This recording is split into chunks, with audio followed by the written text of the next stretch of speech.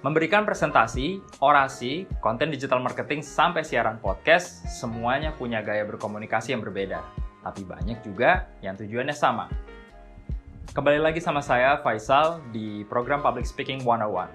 Pada subbab ini, kita akan bahas tentang gaya berkomunikasi dan juga tujuannya. Dan bagaimana gaya berkomunikasi digabungin dengan target audiens yang tepat bisa punya dampak yang optimal. Ada 4 gaya komunikasi yang paling sering digunakan. Keempat ini juga punya tujuan yang berbeda, yaitu pertama, inform atau menginformasikan, kedua itu persuade atau mengajak, ketiga itu entertain atau menghibur, dan yang terakhir keempat adalah inspire atau menginspirasi. Nah, kita bahas apa aja itu satu persatu ya. Inform atau menginformasikan. Tujuan utama dari gaya komunikasi ini adalah untuk memberikan informasi dengan jelas dan lugas sampai audiens kita ngerti. Ini seringkali kita lihat nggak hanya pada public speaking, tapi juga di medium lain.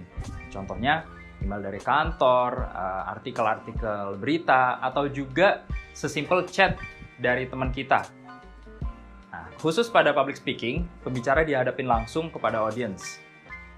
Bagusnya, untuk beberapa tipe pembicara, materi ini kebanyakan sifatnya adalah hafalan. Fakta, angka, juga kutipan yang langsung diambil dari sumber informasi, apakah informasi itu dari diri pembicara sendiri atau dari lainnya adalah mayoritas materi yang akan disampaikan. Audiens yang punya tujuan untuk mendapatkan informasi tertentu, spesifik dan konkret, akan menikmati gaya komunikasi semacam ini. Lalu gaya komunikasi yang kedua adalah persuade atau mengajak. Nah, pernah nggak kamu ditelepon sama nomor yang nggak dikenal, terus ketika pas kamu angkat, ternyata mereka adalah sales bank yang pengen nawarin kamu kartu kredit. Nah, salah satu contoh dari komunikasi persuasi itu adalah itu. Tujuan utama dari gaya komunikasi ini sudah pasti buat ngajak atau mendorong pihak penerima komunikasi atau komunikan untuk ikut andil dalam melakukan sesuatu. Gaya komunikasi ini makin banyak kita lihat sekarang di cepatnya perkembangan teknologi pemasaran. Banyak marketer kreatif yang kemudian menggunakan persuasi sebagai moda untuk menjual produk atau jasa suatu brand atau mereknya masing-masing. Nah, pada public speaking sendiri, gaya persuasi ini dapat digunakan untuk berbagai macam hal, seperti aktivisme, advokasi, orasi, dan merupakan gaya komunikasi yang mungkin paling sering kita lihat dan dengar setiap harinya. Mulai dari iklan di televisi, tukang jamu yang jualan di depan rumah, sampai ke kampanye presidensi. Selanjutnya kita bahas gaya komunikasi ketiga ya, yaitu entertaining atau menghibur. Gaya komunikasi ini cukup jelas tujuannya ya, adalah untuk menghibur, merubah perasaan audiens jadi senang. Format yang paling sering kita lihat dan lagi berkembang banget sekarang adalah stand-up comedy, di mana komunikator atau dalam case ini si komedian berbicara dengan materi yang menghibur yang disampaikan langsung ke audience.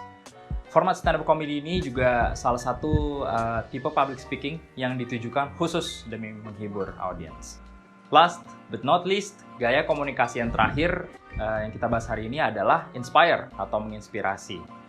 Gaya komunikasi ini hampir selalu berhasil mengukir nama komunikator di buku sejarah, atau seenggaknya bikin nama komunikator jadi nama yang terus diingat oleh banyak orang. Ketika gaya komunikasi ini digunakan secara optimal, materi yang disampaikan bakal membekas lama di hati para audiens. Karena menginspirasi itu nggak mudah memang. Bergantung berat, nggak hanya kepada materi atau konten itu sendiri, tapi terlebih lagi juga ke pembukaan dan penutupan materi.